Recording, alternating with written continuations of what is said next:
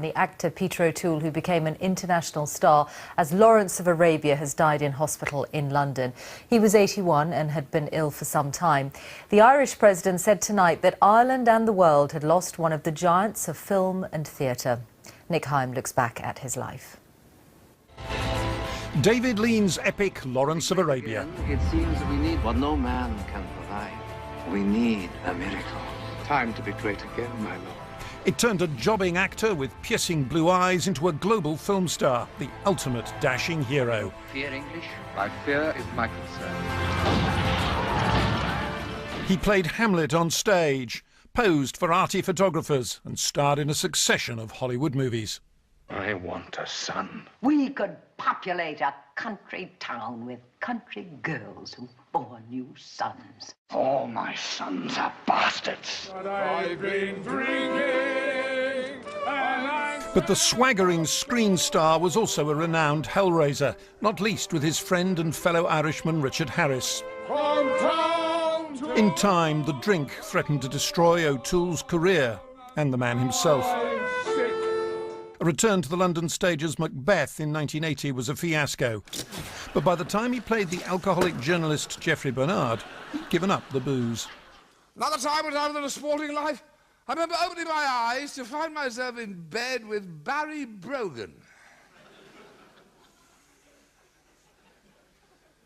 A great jockey.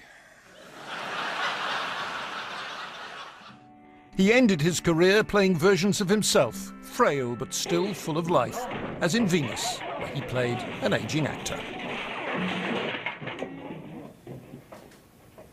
Everything all right? Peter O'Toole, who's died at the age of 81. Peter O'Toole, the star of Lawrence of Arabia, dies at the age of 81. Good evening. Peter O'Toole, the star of Lawrence of Arabia, has died at the age of 81. He was nominated 8 times for an Oscar but never received one for an individual piece of work.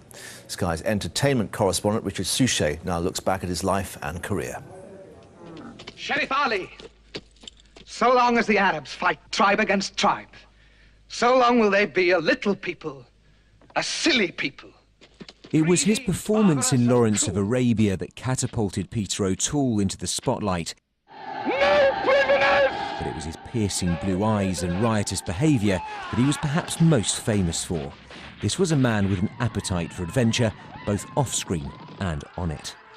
I mean, he was a fine actor. I mean, he had great sensitivity. He had a wonderful voice. He had great posture. He looked like a star. You know, he walked on or he walked in a room, and you're aware that somebody of great glamour, great personality was there with you. Peter O'Toole was also an accomplished stage actor with a great love of Shakespeare. His ranting performance as Macbeth was savaged by critics, but a box office success. He was just a consummate actor on both, and I remember in those conversations he was so committed to the stage as he was to his work on the screen. He also had a great sense of humour, famously making his entrance on a camel for his appearance on Letterman, but in earlier years he was something of a hellraiser. Many feel he frittered away his talent on alcohol, but for others he remains an iconic Hollywood figure. He was a hellraiser. He and Burton and Richard Harris were probably the last of the great hellraisers in movies. But he shouldn't be only remembered for that, because he was an extremely good actor. Despite being one of the most famous actors of the 20th century, he never won an Oscar, despite 8 nominations. Eventually in 2003, his peers gave him a Lifetime Achievement Award. With his usual humour, he accepted. Always a bridesmaid, never a bride, my foot. I have my very own Oscar now to be with me till death us do part.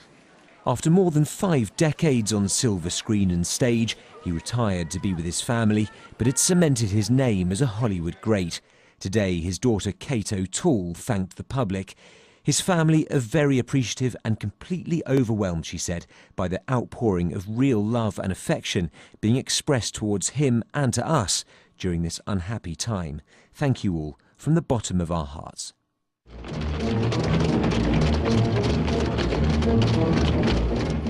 He was a remarkable talent who almost lost everything to boozing and partying.